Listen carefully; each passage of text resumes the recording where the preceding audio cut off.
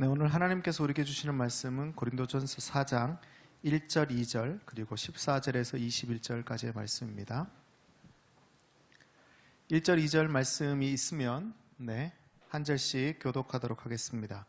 사람이 마땅히 우리를 그리스도의 일꾼이요 하나님의 비밀 맡은 자로 여길지어다. 14절 말씀입니다. 내가 너희를 부끄럽게 하려고 이것을 쓰는 것이 아니라 오직 너희를 내 사랑하는 자녀같이 권하려 하는 것이라.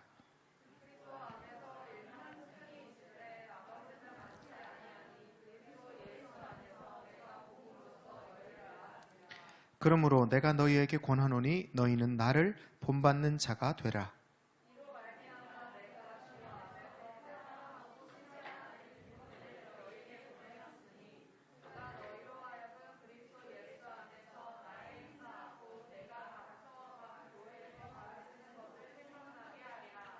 어떤 이들은 내가 너희에게 나아가지 아니할 것 같이 스스로 교만하여졌으나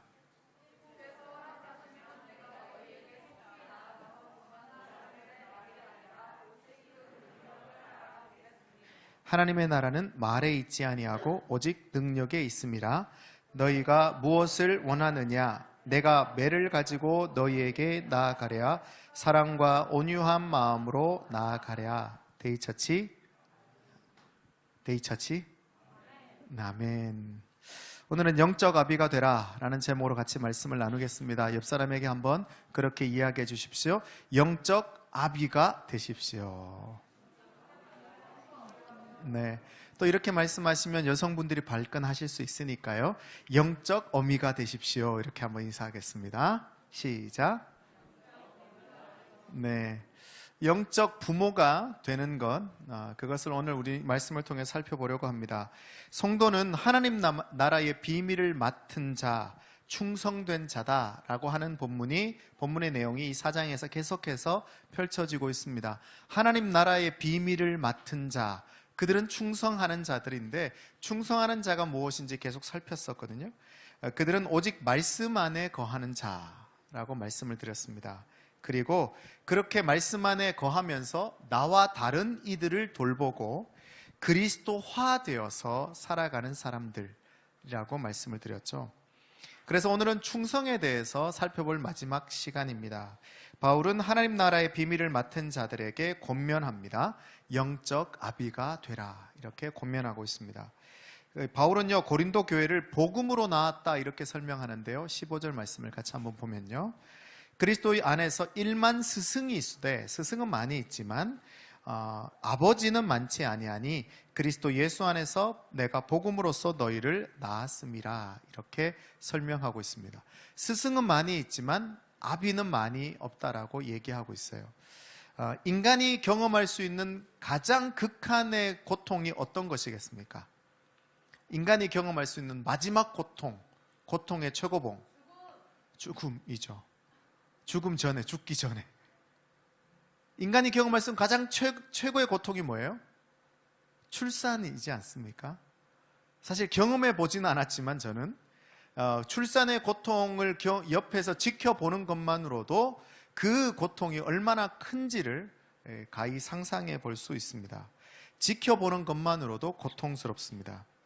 바울은요, 오늘 본문에 보면 복음으로 고린도 교회를 낳았다 이렇게 얘기합니다.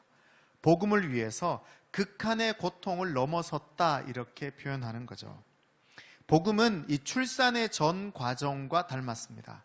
그래서 바울이 이 복음을 설명하면서 이 출산하는 이 고통을 통해서 고린도 교회를 낳았다 이렇게 설명하고 있습니다.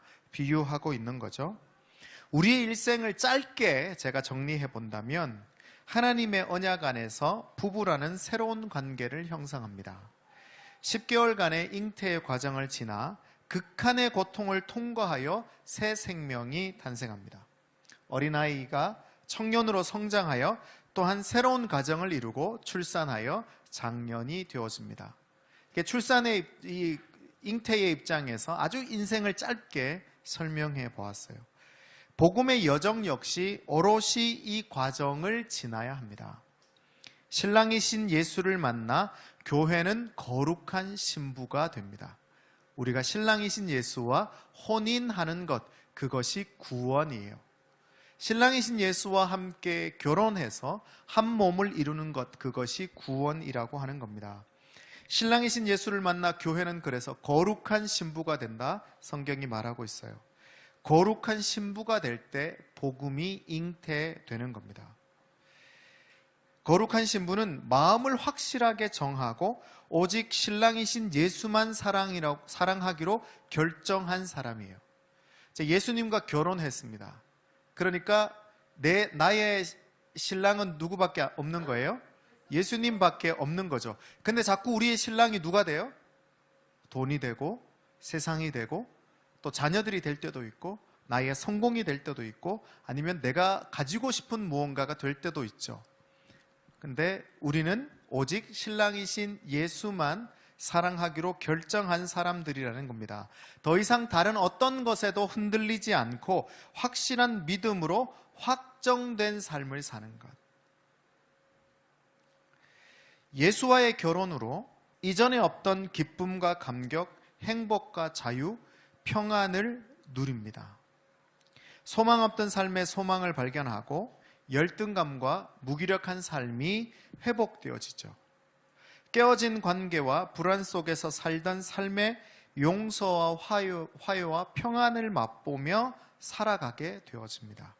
억눌려지지 않던 분노가 좀 사그러들게 되고 끝나지 않을 것 같은 불행이 끝나게 되어지는 것, 그것이 신랑이신 예수와 결혼한 이후에 경험한 우리의 경험들이죠. 예수님과 만나서 결혼하고 나면 이러한 일들이 일어나야 된다라는 겁니다.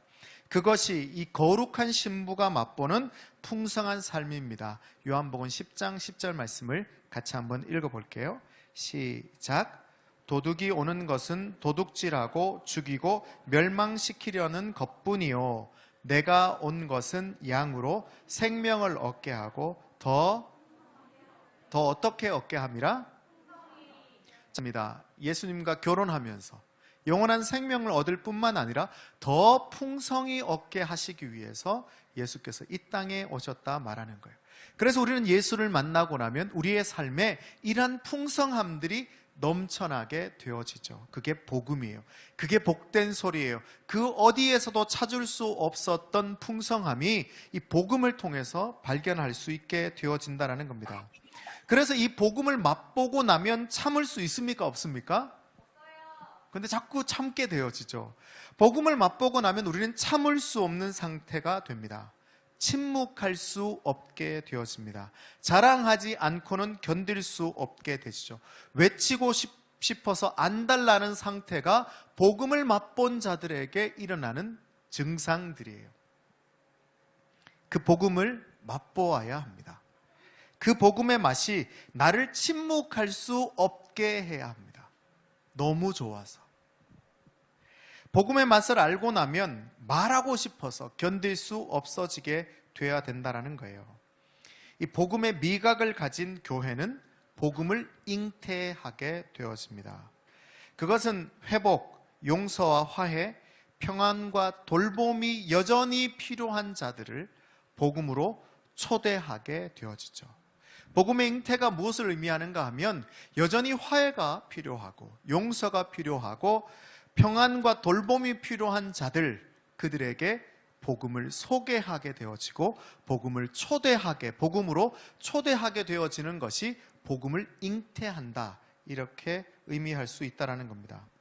그럼 여러분에게 묻습니다. 지금 나는 누구를 복음으로 잉태하고 있는가 한번 생각해 보십시오. 누구를 복음으로 잉태하여서 그들에게 화해와 돌봄과 치유와 회복으로 초대하려고 하고 있는지를 한번 생각해 봐야 해요. 복음의 미각을 가지고 복음으로 영혼을 잉태한 자들이 되시기를 예수 이름으로 축원합니다. 정말 우리에게 그 복음이 잉태되어지는 일들이 넘쳐났으면 좋겠어요. 스트레스가 아니라 기쁨으로 말이죠. 복음을 맛보고 나서 자랑할 수밖에 없는 일들이 우리에게 있었으면 좋겠어요.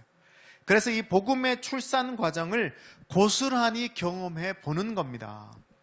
복음을 잉태하고 그 10개월 동안 그 아이를 잉태하는 그 잉태의 시간을 거쳐서 정말 고통스럽지만 그 고통을 넘어 영혼이 회복되어지고 탄생하게 되어지는 그 복음의 출산 과정이 우리에게 경험되어지는 것.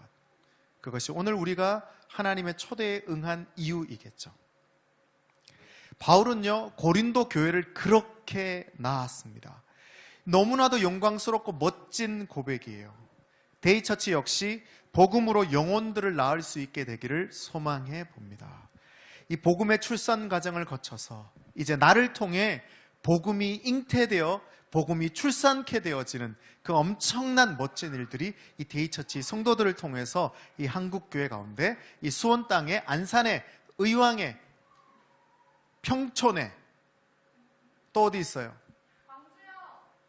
광주, 네, 오늘 오셨는데 광주에, 그리고 서울에, 목동에, 파주에 일어나게 되기를 예수 이름으로 소망합니다. 그래서 오늘은요, 우리는 바울을 통해 영적 출산을 경험한 영적 아버지가 그럼 어떻게 될 수 있는가에 대해서 한번 살펴보려고 합니다. 첫 번째입니다. 같이 한번 읽어볼게요. 시작. 네, 생활 방식을 본받는 거죠. 자, 16절 말씀입니다. 같이 한번 읽겠습니다. 시작. 그러므로 내가 너희에게 권하노니 너희는, 지난번에도 이렇게 한번 바울이 이런 고백을 했다고 말씀드렸는데 정말 이 고백을 볼 때마다 참 대단하다 이런 생각이 들어요. 이렇게 고백할 수 있는 것, 그건 정말 멋진 일인 것 같습니다.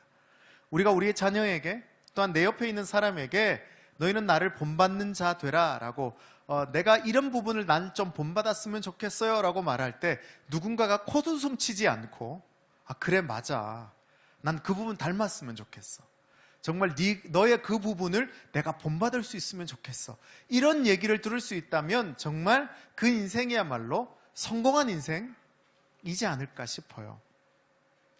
바울은 고린도 교회를 향해서 자신을 본받는 자가 될 것을 권면합니다. 저도 데이처치를 향해서 나를 본받는 자 되십시오 라고 외칠 수 있는 목사가 되도록 또 최선을 다해 살아가려고 합니다. 이 고백은 정말 멋있는 고백인 것 같아요. 바울의 자신감을 엿볼 수 있죠. 바울의 당당함, 담대함, 대담함, 당참, 이런 것들이 지금 숨겨져 있습니다. 그럼 도대체 바울의 이 자신감은 어디에서 오는 걸까요? 도대체 바울은 어떤 자신감이 있었길래 이렇게 나를 본받으라 라고 외칠 수 있었을까요? 바울이 그럴 수밖에 없었던 이 자신감이 어디에서 왔는가 하면요, 이 온전한 복음 미각과 수많은 복음 출산의 경험이 바울에겐 있었습니다. 복음의 맛이 얼마나 기가 막힌지 바울은 알았어요. 자기가 복음을 믿고 복음을 따르던 사람들을 때려 죽이다가 복음을 알고 나서 이 복음이 얼마나 맛있는지를 알게 되었고, 그래서 이 복음으로 그렇게 고통스러운 출산의 과정을 수없이 겪으면서 이런 자신감을 가질 수 있게 되었어요. 바울이 다른 편지들에 보면 바울은 자기 자신을 죄인 중에 괴수다, 죄인 중에 죄인이다 이렇게 고백합니다. 자신의 원래 모습이었다면 본받아야 할 필요도 없을 뿐만 아니라 본받아서도 안 되는 존재가 바울이었어요. 자기가 자신을 압니다. 내가 원래 그렇게 시기 질투하고 남 잘 되는 꼴 못 보는 사람이었어요. 이렇게 고백하는 거예요. 그런데 복음을 맛보고 나서, 복음의 출산 과정을 경험하고 나서 너희는 나를 본받는 자가 되라 라고 고백할 수 있게 되었어요. 복음을 통과한 지극히 작은 자보다 더 작은 바울은 자신을 그렇게 소개합니다. 지극히 작은 자보다 더 작은 바울은 위대한 존재가 되었습니다. 복음의 미각을 소유하고 복음 출산을 통해 성도는 따라합시다. 영적 아버지, 영적 리더. 복음의 미각을, 복음을 맛보고 복음으로 출산하고 난 이후에 그때서야 영적 아버지, 영적 리더가 된다라는 거죠. 영적 아버지가 된 바울은 고린도 교회 성도들이 영적 리더가 되기를 갈망했습니다. 그래서 자신이 사랑하는 또 다른 영적 리더 디모데라고 하는 사람을 보내었어요. 왜냐하면 디모데를 통해서 이 영적 생활 방식을 알려주고 싶었기 때문인데요. 17절 말씀 새 번역으로는 이렇게 표현합니다. 같이 한번 읽어볼게요. 시작. 이 일 때문에 나는 디모데를 여러분에게 보냈습니다. 그는 주님 안에서 얻은 나의 사랑하는 신실한 아들입니다. 그는 그리스도 예수 안에서 행하는 나의 생활 방식을 여러분에게 되새겨 줄 것입니다. 어디에서나 모든 교회에서 내가 가르치는 그대로 말입니다. 디모데를 통해서 바울은 영적 생활 방식을 가르쳐 주기를 원했습니다. 그래서 고린도 교회에게 디모데를 보내어서 영적 생활 방식을 가르쳐 주었어요. 영적 아버지가 되는 것은 그의 생활 방식을 배우는 것입니다. 디모데를 통해서 어떻게 영적 아버지로 살아가고 말해야 하는지를 배우는 거죠. 그의 말투와 행동 양식과 생각과 가치, 다양한 삶의 태도들을 배우는 것입니다. 배우기 위해서는요, 시간을 내서 만나고 함께 식사하고 교제하고 배워갈 수 있어요. 시간을 들여야만 배워갈 수 있는 거죠. 자, 그러면 우리가 누구를 만나서 영적 아버지가 되어가는 것을 배울 수 있을까요? 누가 영적 리더일까요? 여러분 한번 생각해 보세요. 여러분이 만나고 싶은 영적 아버지, 여러분이 만나서 배우고 싶은 영적 리더 하면 떠오르는 사람이 누구예요? 네, 담임 목사님이라고 생각하게 되죠. 물론 담임 목사가 영적 리더인 것은 분명합니다. 그리고 알게 모르게 데이처치 성도들의 삶의 태도와 신앙관은 분명히 저의 신앙관과 비슷해져 갈 것입니다. 할렐루야. 축복이길 소망합니다. 여러분은 알게 모르게 건강한 의미로 어쨌든 네, 좋은 말이 아니어서 안 했어요. 자, 어쨌든 여러분은 알게 모르게 제가 가지고 있는 신앙의 생각과 가치들을 닮아가고 배워가고 알아가게 될 것입니다. 하지만 리더에 대해서 우리가 조금 더 확장된 의미를 가져볼 필요가 있어요. 왜냐하면 리더는요, 따라합시다. 복음을 맛본 자들, 복음의 출산을 경험해 본 자들, 그들은 다 리더다. 여러분은 다 리더예요. 좋으십니까? 부담이 되십니까? 여러분은 다 리더입니다. 왜 아멘 안 하세요? 성경이 그렇게 말하고 있어요. 여러분은 다 리더예요. 할렐루야. 이번 주에 전도하셔서 셀을 한 개씩 만들어서 오세요. 다 리더들이니까. 여러분, 복음을 맛보고 복음의 출산을 경험한 사람들은 다 리더입니다. 담임 목사만 리더가 아니라는 거예요.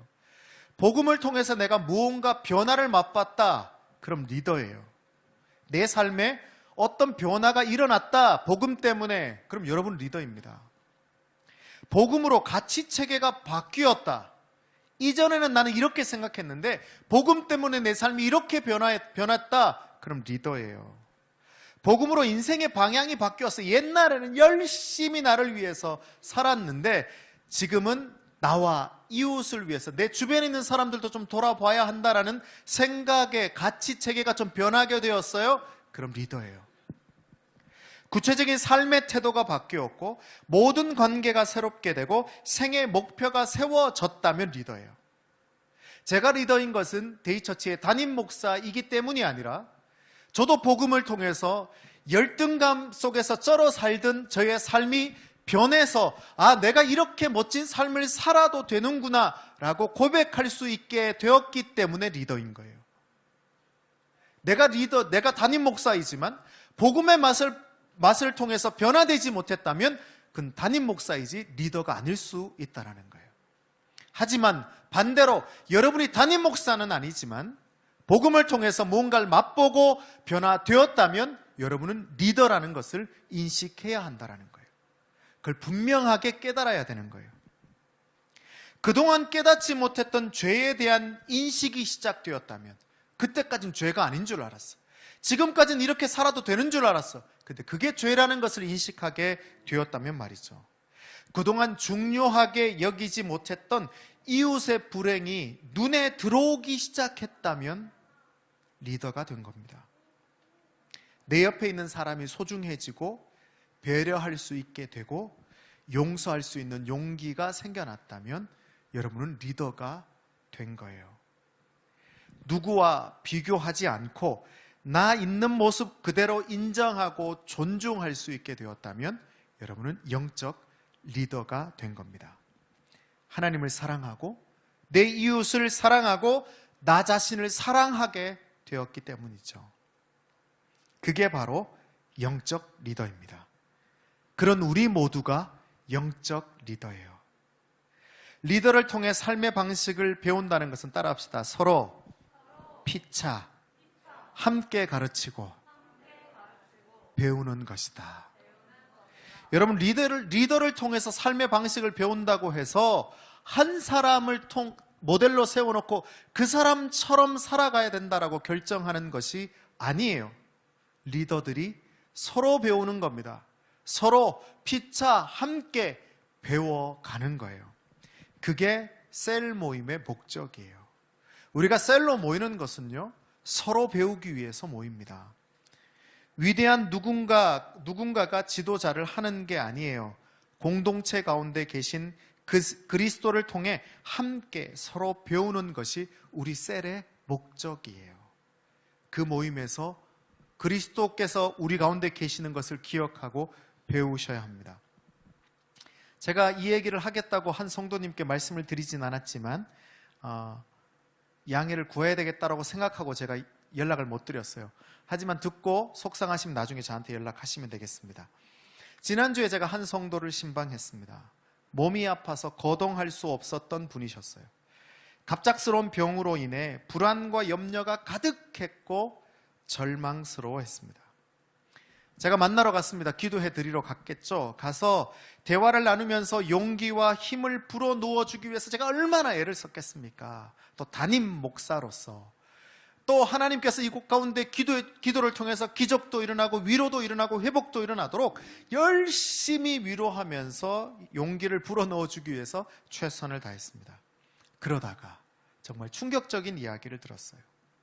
그분께서 3년 전부터 주변에 배고픈 이웃들을 위해서 이 왕뚜껑 라면을 나누어 주고 계신다라는 거예요.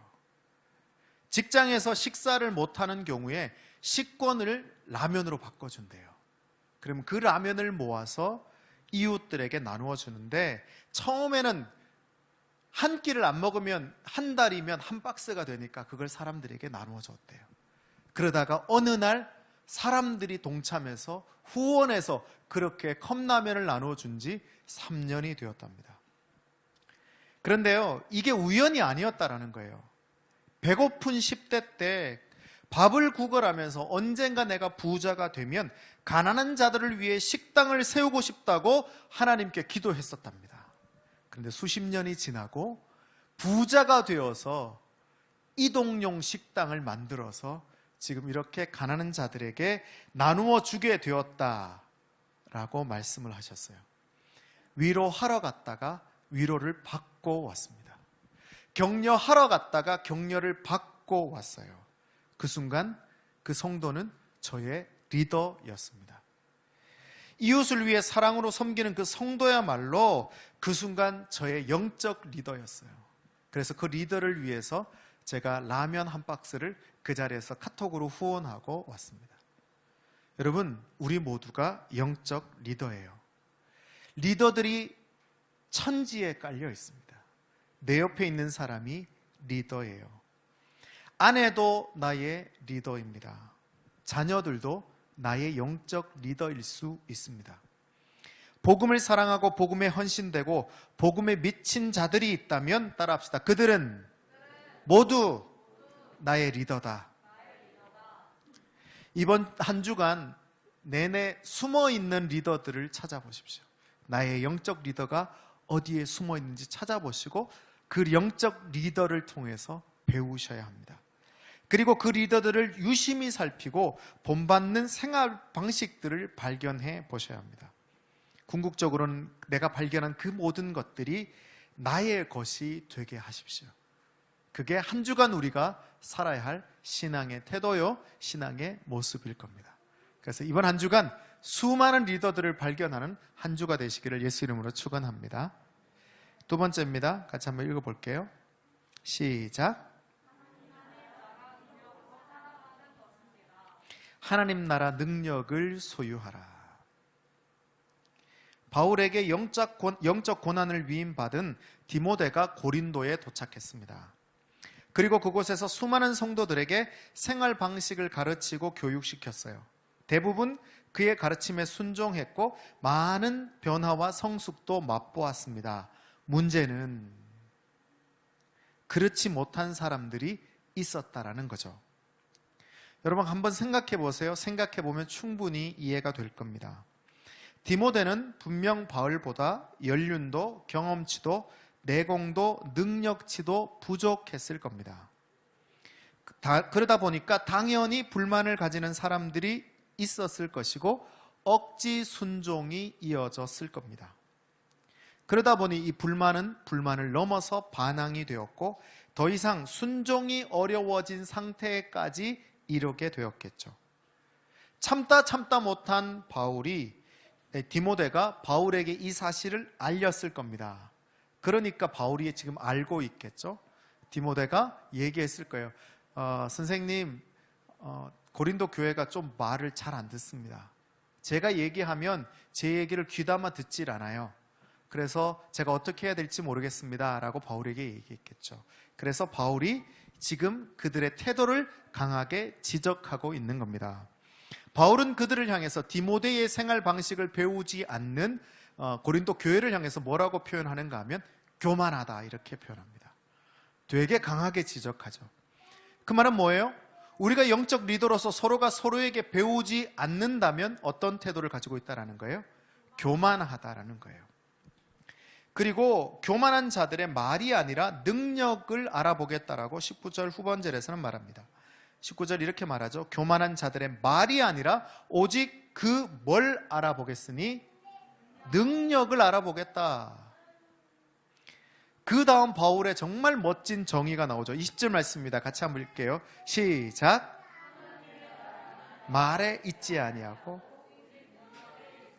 할렐루야. 하나님의 나라는 말에 있는 것이 아니라 능력에 있는 거래요. 그래서 바울이 얘기하고 있는 겁니다. 그래, 너 불순종하는 거 괜찮아. 근데 너의 삶에 정말 하나님 나라의 능력이 나타나고 있는지 가서 볼 거야. 넌 어떤 하나님 나라의 능력으로 살아가고 있는지 난 지켜볼 거야 라고 얘기하는 겁니다. 여러분, 하나님의 나라는 결코 가볍지 않습니다. 쉽게 내뱉는 공약 따위가 아니에요. 위기를 모면하기 위해서 던지는 거짓 약속이 아닙니다. 수많이 던지는 공수표가 아니고 성급한 마음이 앞서 부풀리는 허상이 아니에요. 여러분, 하나님의 나라는 눈에 보이지 않습니다. 하지만 눈에 보이지 않는 하나님의 나라는 분명한 열매로, 결실로, 결과로 나타내는 진짜 현실이 하나님의 나라예요. 하나님의 나라가 눈에 보이지 않기 때문에 이게 허상이라고 생각한다면 그거야말로 허상인 거죠. 하나님의 나라는 우리 눈에 보이지 않지만 우리의 눈앞에 잡혀지는 열매와 결실과 결과로 나타나는 진짜 현실이 하나님의 나라예요. 그 하나님의 나라를 보는 자들, 그 보이지 않는 하나님의 나라를 보는 자들이 성도입니다. 그래서 하나님의 나라는 허상이 아니라 현실이에요.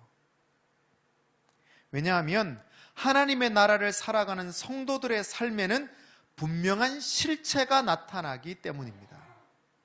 눈에 보이지 않는 하나님의 나라를 살아가는데 그 삶에 열매가 맺혀져요.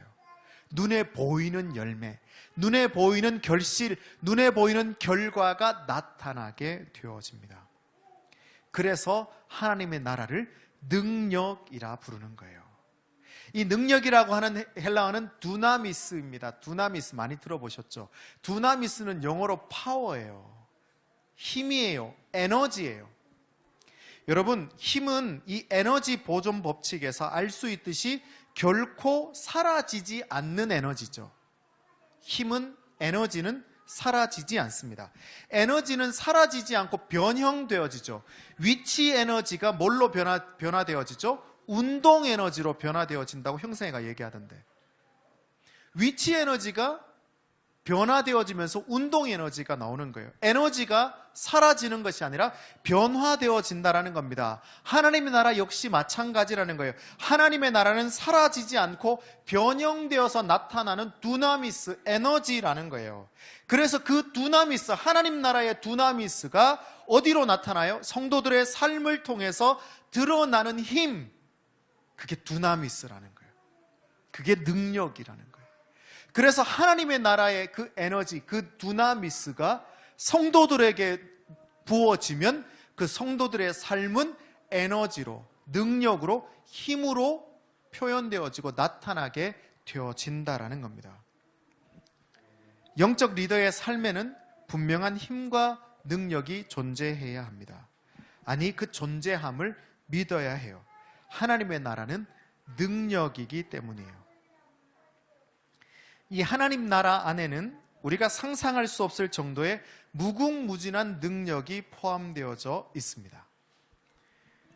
초대교회 때부터 지금까지 이 모든 교회의 역사들을 살펴보면 말할 수 없는 하나님의 나라의 능력들이 있습니다. 지금도 실제로 아프리카에서 선교하시는 그런 분들의 책을 읽어보면 죽은 자가 살아나는 기적들이 일어난다고 해요. 정말 말도 안 되는 기적들이 선교 현장에서는 일어납니다. 근데 오늘날 우리의 삶에는 잘 일어나지 않죠. 왜냐하면 하나님의 능력보다, 하나님의 두나미스보다 사실 우리가 가지고 있는 지혜와 우리가 가지고 있는 것들로 우리의 문제들을 해결하고 싶기 때문이죠. 그래서 어떤 분이 그렇게 표현하더라고요. 과거에는 하나님의 능력으로 교회가 흥황했다면 이제는 병원이 흥황한다고. 어디든지 병원을 가면 안 되는 데가 없어요. 교회가 능력을 잃어버려서 병원이 흥황하게 됐다, 이렇게 극단적으로 설명하시는 분들도 계시더라고요. 여러분, 하나님의 나라의 능력은 무궁무진합니다. 병든 자를 위해 손을 얹으면 병이 떠나가는 기적도 일어나게 될 줄로 믿습니다. 우리의 삶에 해결할 수 없었던 문제들도 우리가 기도함으로 해결하게 되는 일들이 일어나요. 우리가 믿지 않을 뿐이죠. 우리가 보지 못할 뿐이죠. 그 하나님의 능력들, 수많은 하나님 나라의 능력들 중에 여러분 가지고 싶은 능력이 어떤 것입니까? 하나님이 나에게 주셨으면 하는 능력. 어떤 능력이 나에게 임하기를 꿈꾸십니까? 한번 꿈꾸어 보십시오. 하나님, 나에게 이런 능력을 주십시오. 하나님 나라의 열매 맺는 삶을 살기 위해서 정말 내 인격이 무한대로 커지게 하여 주십시오. 그래서 누가 나에게 손가락질하고 누가 나에게 해코지를 해도 그게 전혀 미워지지 않는 그러한 능력, 멋지지 않겠습니까? 그리고 제가 지난번에 소개했던 그 장기하 씨의 노래처럼 전혀 부럽지 않은 능력. 남들은 막 엄청 잘 되어지는데도 그냥 나 있는 그대로 내 모습 때문에 그들을 부러워하지 않게 되는, 부럽지가 않아지는 능력. 그게 성경은 뭐라고 말합니까? 자족이라고 말하죠. 그냥 내가 가진 것 때문에 너무 만족하는 거예요. 남들은 막 저걸 더 가지고, 이걸 가져도 더 큰 걸 가지고 싶어 하는데 다 필요 없어요. 그냥 지금 내가 가지고 있는 것이 너무 만족스러워. 자족이라고 부르죠. 그것도 하나님이 주신 능력입니다. 아니면 지혜가 풍성해지는 것, 아니면 사랑할 수 있는 능력, 너무너무 누군가를 사랑할 수 있는 능력, 용서하고 포용할 수 있는 능력도 괜찮죠. 섬기고 배려할 수 있는 능력, 아픈 자를 감싸고 돌볼 수 있는 능력도 괜찮을 겁니다. 세상의 부조리와 불합리함을 바꾸고 싶은 그런 정의로운 능력, 그래서 정말 정치에 뛰어들어서 정말 이 세상의 불합리와 부조리를 바꾸기 위해서 애를 쓰면서 그렇게 활동하는 것, 그것도 너무 좋은 거죠. 아니면 건강한 삶을 살아갈 수 있도록 가르치고 교육하는 능력도 괜찮습니다. 성실하고 진실한 삶으로 본을 보이고 실천하는 능력도 좋죠. 아니면 이건 굉장히 좋아하실 것 같은데, 돈을 많이 벌어서 베풀고 나누는 마음과 그런 능력도 좋겠죠. 하나님의 나라에 어떤 능력을 가지고 싶은지 구하고 꿈꾸어 보십시오. 아까 말씀드렸던 그 성도는 부자가 되어 가난한 자에게 식사를 제공하게 되는 그런 능력을 꿈꾸었습니다. 그랬더니 하나님이 이루게 하셨어요.